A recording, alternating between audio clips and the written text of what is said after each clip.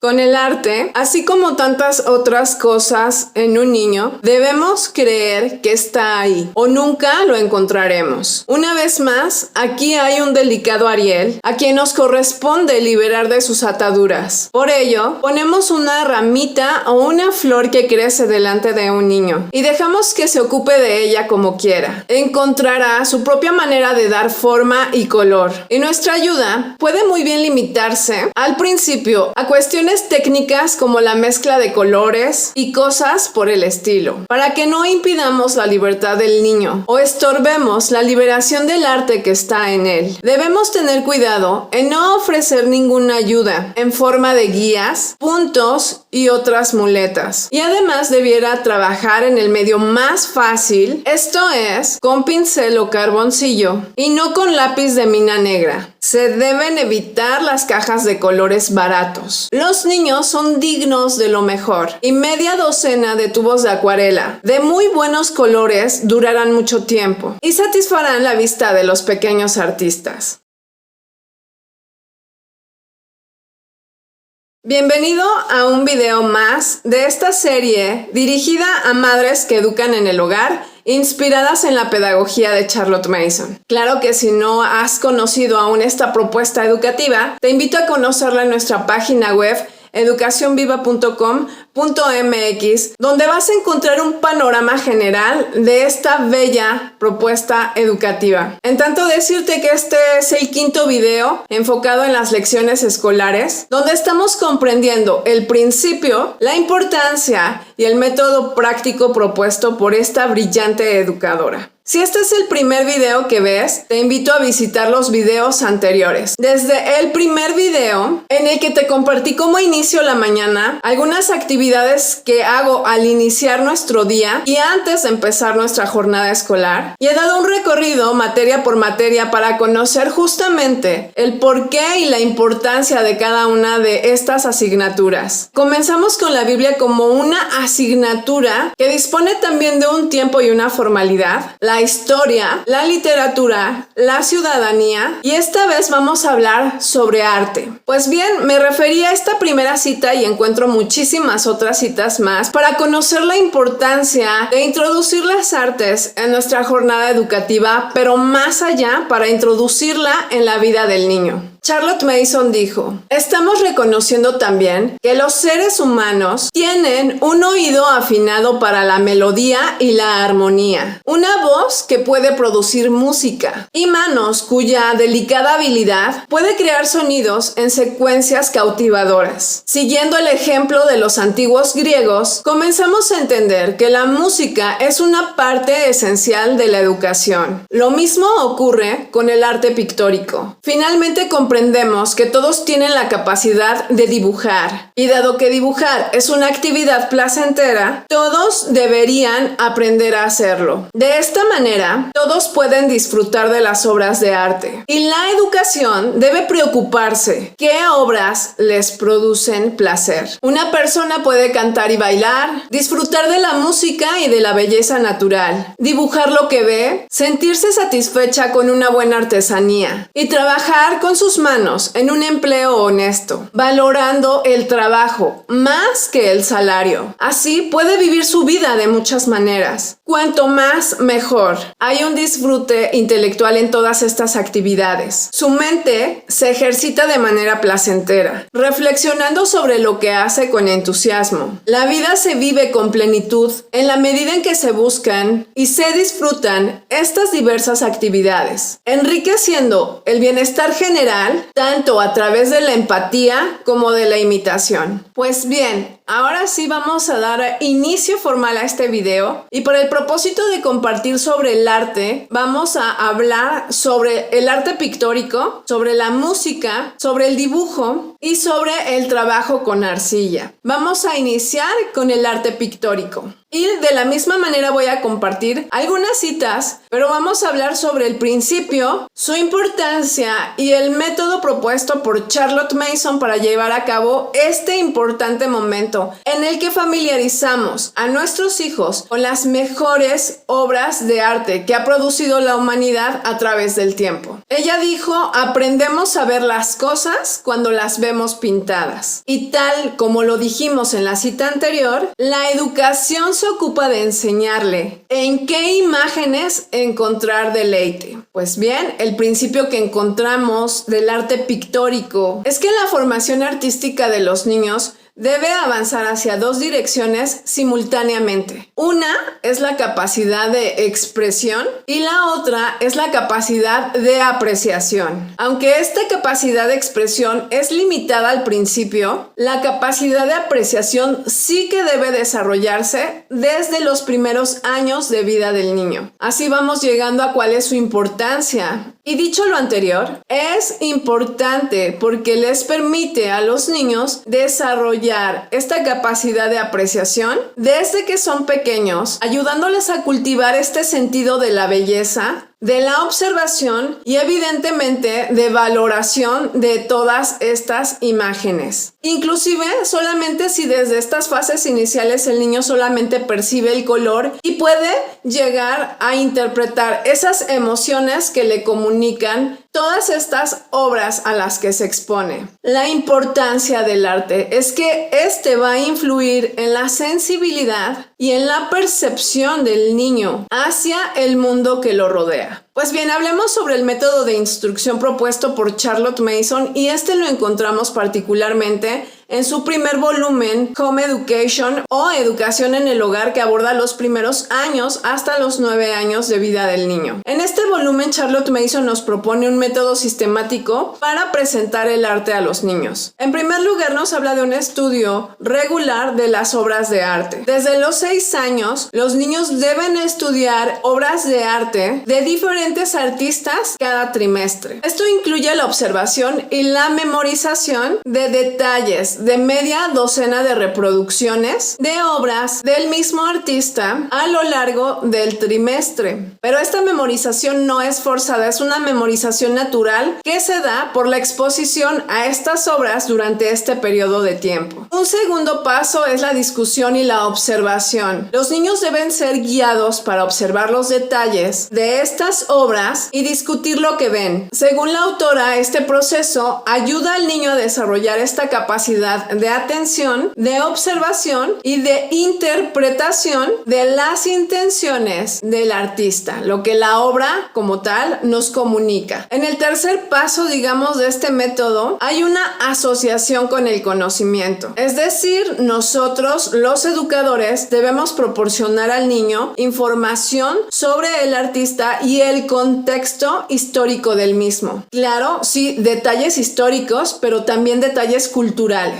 Y bueno, este último paso, aunque no es forzoso durante los primeros años en los que más bien es alentado el niño a observar, a prestar atención a los detalles y a poder emitir con sus propias palabras toda esa interpretación personal que la obra le transmitió en cuanto a ideas y en cuanto al mensaje y la intención del autor. Es cierto que de forma natural los niños también son alentados a expresarse por ellos mismos a través del dibujo. Aquí ya obviamente se anima a los niños a que realicen dibujos simples basados también en estas obras que estudian. Como lo comento, esto no es de inicio. De inicio se deben procurar primeramente acceder a través de la apreciación y de mirar el todo antes de replicar esas obras. Pero es cierto, y es algo que nos comenta y que más adelantito en el mismo volumen nos dice, es que ellos son capaces de producir sus propios dibujos a partir de este sentido y esta capacidad que ha sido desarrollada en él a través de la observación. Esto lo voy a citar tal cual del volumen 1, donde nos habla justamente de estas ilustraciones originales. Ella dice, me he referido de vez en cuando a las ilustraciones originales dibujadas por los niños. Dice, puede ser útil adjuntar notas de una lección que demuestre el tipo de ayuda ocasional que un maestro puede brindar en este tipo de trabajo, pero en general es mejor dejar a los niños solos. En cuanto a objetivos, en primer lugar, ayudar a los niños a crear imágenes mentales claras a partir de una descripción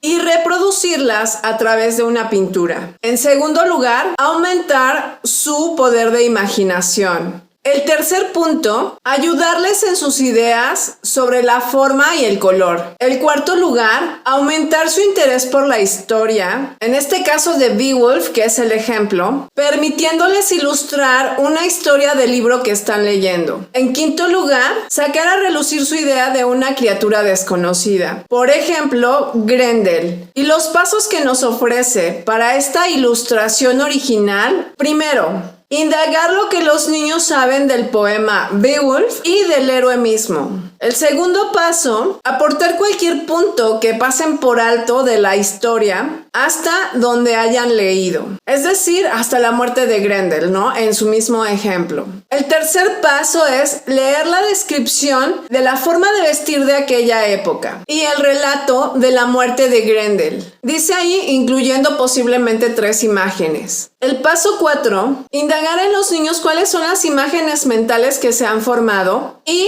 volver a leer el pasaje. El paso 5, permitirles producir con pincel y pintura la imagen mental que poseen. Y el último paso, el paso 6, es mostrarles la ilustración original de George Morrow de Beowulf and Heroes of Chivalry and Romance. Bien, otra parte importante que se debe trabajar con los niños y aparece dentro de la propuesta educativa de Charlotte Mason es el dibujo. Y la cita que tomé aquí es de Ruskin y se encuentra también en sus volúmenes. Deje que el ojo descanse sobre la áspera fracción de una rama, que tenga una forma curiosa durante la conversación con un amigo, que descanse, aunque sea inconscientemente, y aunque la conversación se olvide, aunque se pierda de la memoria todas las circunstancias relacionadas, como si no hubieran existido, pero el ojo, durante toda la vida posterior, obtendrá un cierto placer en las ramas que nunca antes tuvo. Un placer tan leve, un rastro tan delicado de emoción, que nos dejará completamente inconscientes de su peculiar poder, indestructible ante cualquier razonamiento, y convertido en una parte nuestra desde ahora y hasta el fin. Pues bien, el principio que encontramos de esta asignatura, y según la autora, es que el dibujo debe ser una práctica consciente y reflexiva, que permita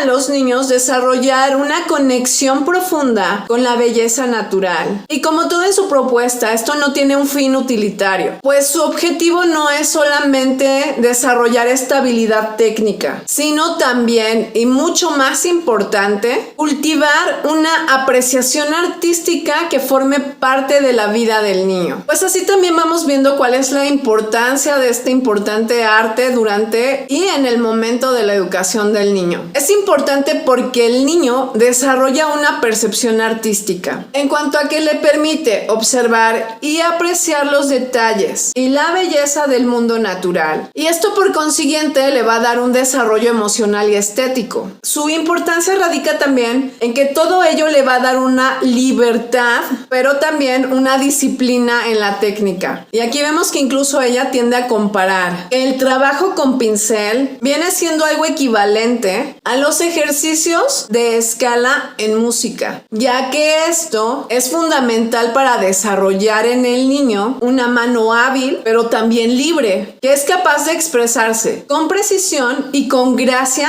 en el arte. Resalta además la importancia de la conexión con la naturaleza y con el arte que se va a desarrollar en el niño. Sabemos que al dibujar los niños van a producir imágenes, pero algo que es interesante es que además de todo van a capturar la esencia emocional del objeto. Y pues qué decir que a partir de todo esto ellos van a lograr cultivar una reverencia por la belleza del entorno. ¿Cuál es el método que nos propone Charlotte Mason para llevar a cabo esta práctica del dibujo con los niños durante las lecciones escolares? En primer lugar, la observación consciente. Como ya lo pudimos ver en las citas anteriores, parte de observar detenidamente estos objetos naturales, como ramas o flores, y que sus ojos descansen conscientemente en ellos, permitiendo que tanto la imagen como la emoción se impregnen en la mente del niño. En segundo lugar, el dibujo a mano libre. Y aquí vemos el ejercicio ejercicio fundamental que nos recomienda de que el niño trabaje con pincel de manera inicial. Como ya lo vimos, ¿verdad? En contraste con el tema de las escalas musicales, esto va a permitir que el niño desarrolle esa destreza y esa habilidad manual que le va a permitir a la vez también tener una libre expresión. En tercer lugar, el diseño y la creatividad.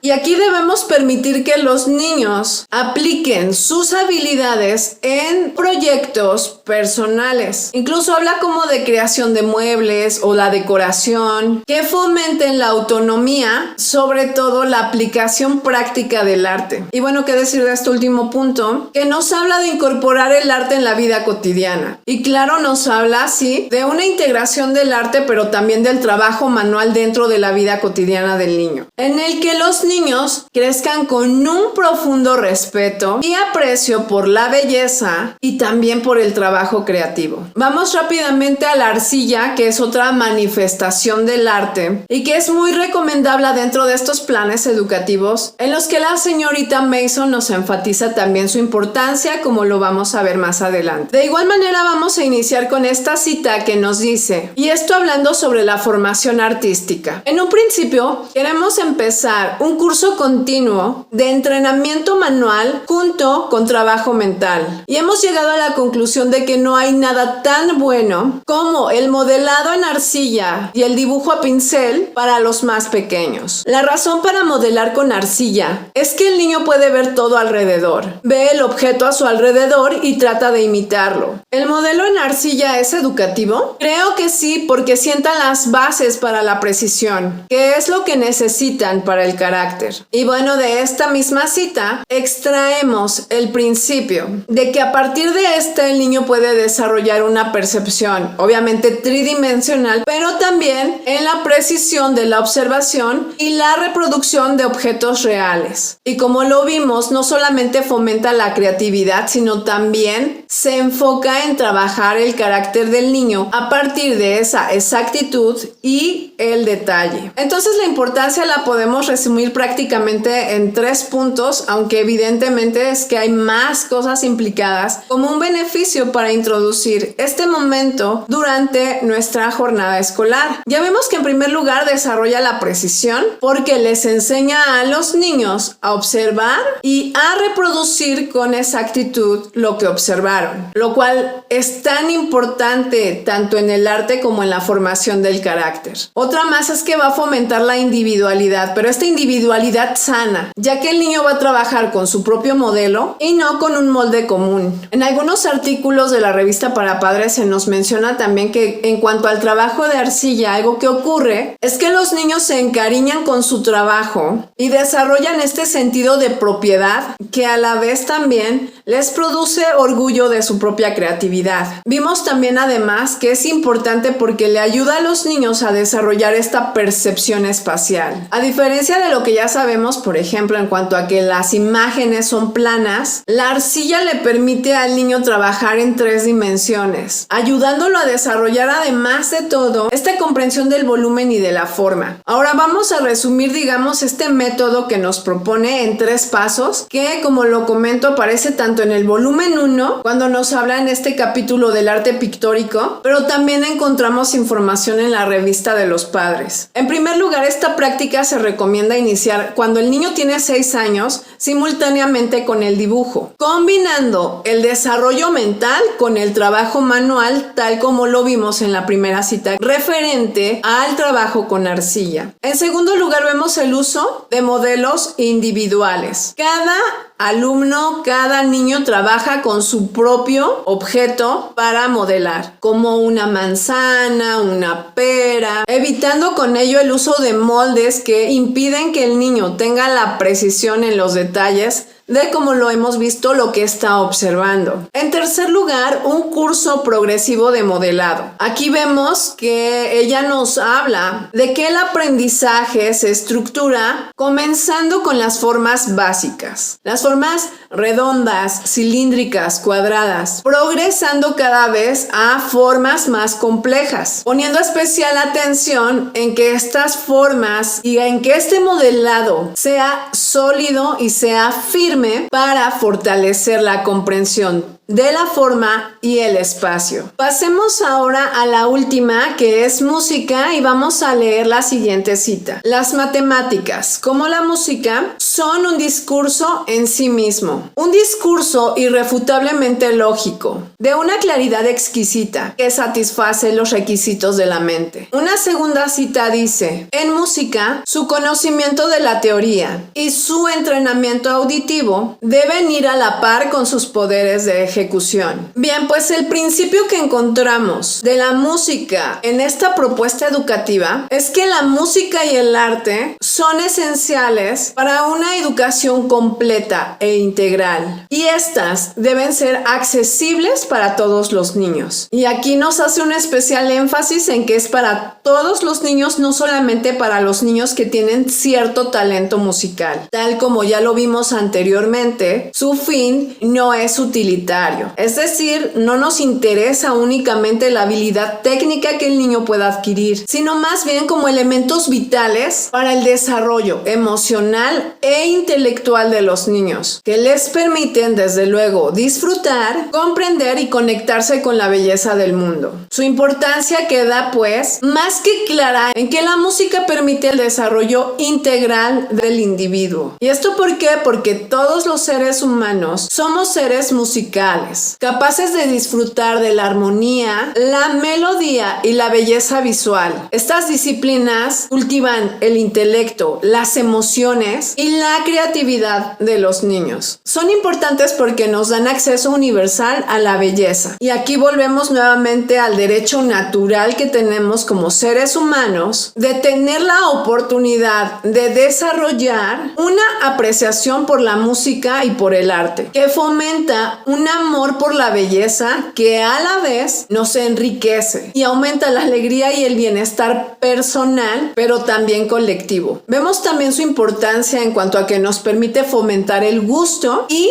este juicio estético que de mucho se carece en nuestros días. Justamente una educación artística le va a enseñar al niño a deleitarse en las mejores obras, ya sea en el arte de la música o en el arte visual. El niño va a tener la capacidad de desarrollar juicios estéticos y apreciar lo que es verdaderamente bello, distanciándose obviamente de los conceptos de arte moderno que no se anclan sobre verdades objetivas y que tienden a un emocionalismo y a un relativismo moral que entorpece que el niño pueda desarrollar estas capacidades críticas. Y el método práctico o el método que nos propone Charlotte Mason para su instrucción es muy similar a lo que ocurre con el arte pictórico. Y bueno, lo he resumido en 3 pasos que encontramos mayormente en el volumen 6 de su obra educativa, pero que también nos da luz en algunos artículos de la revista para padres. En primer lugar, la introducción temprana y regular de la música. Obviamente se recomienda que los niños sean expuestos a la mejor música durante su primera infancia o durante la edad más temprana. Charlotte Mason y su equipo introdujeron programas de música trimestrales que se reproducían para los niños, asegurando que cada trimestre los niños escucharan una variedad de música de alta calidad. En segundo lugar, justamente hablamos de estos programas de música. Al principio de cada trimestre se presenta un programa de música que evidentemente los niños escuchan. Esto les permite familiarizarse con distintos estilos, compositores y piezas musicales, proporcionándole una educación musical regular y sistemática. En tercer lugar, vemos un desarrollo del oído musical. Y bueno, en uno de los artículos ella reconoce que este método está inspirado en la experiencia de otra persona que contribuyó también a crear crear estos programas para las escuelas, y aquí se reconoce que solo un porcentaje muy pequeño de niños son sordos para el tono, y que por ello mismo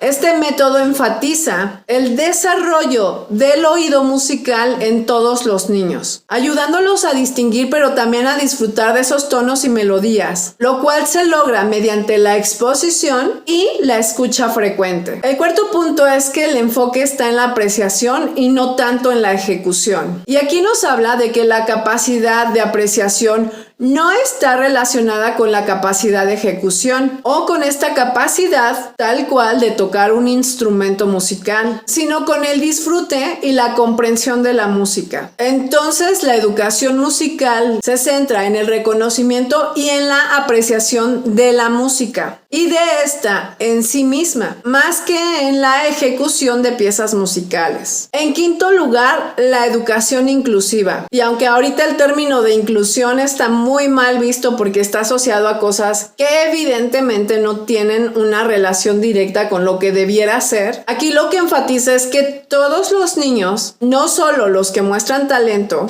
deben recibir educación en apreciación musical. En sexto lugar, vemos la exposición a música de calidad. Justamente los niños son expuestos a lo mejor de la música. Esto va a permitirles desarrollar un sentido refinado de lo que es justamente una buena música. Y bueno, esto implica no solamente escuchar la música, sino también estudiar y reflexionar sobre la misma para apreciar mejor, obviamente, su estructura y también su belleza. Y bueno, como parte de este método práctico, como les comentaba de inicio, lo que hacemos es algo muy similar a lo que hacemos con las obras de arte, pero esta vez todo es de manera auditiva y a través de la apreciación de la música por lo que la música es. Entonces también podemos elegir algunas piezas que se van a estudiar durante un trimestre. Se lee sobre la vida del compositor, el contexto histórico y cultural para poder entender mejor estas piezas musicales y poder apreciarlas de una manera más rica. Cada trimestre se van cambiando estos compositores de modo que el niño adquiere una familiaridad con los mismos. Y bueno, ahora sí hemos llegado al final de este video que por obvias razones es más extenso que los demás y traté de bajar estas ideas para lograr comprender la importancia de cada una de ellas dentro de la educación de nuestros hijos y tener las pautas también más claras de lo que debemos hacer durante ese momento. Es claro que nada debe sustituir nuestra lectura personal de estos volúmenes, ya que lo que yo ofrezco es prácticamente un resumen muy abreviado para compartir cómo luce esta asignatura o cómo lucen estos elementos educativos dentro de nuestra jornada escolar, a diferencia de lo que estamos habituados a recibir en un sistema y en un modelo tradicional. Es evidente que la importancia de las artes en nuestros días es real y es apremiante en la educación. Y el descuido que hemos hecho de las mismas por considerar las que tienen fines más utilitarios para la educación en primer lugar y quitándole horas lectivas a estos importantes momentos donde el niño está desarrollando, como ya lo vimos, la parte emocional y del carácter, para dárselo y otorgárselo a materias que, si bien son importantes, no debieran figurar de manera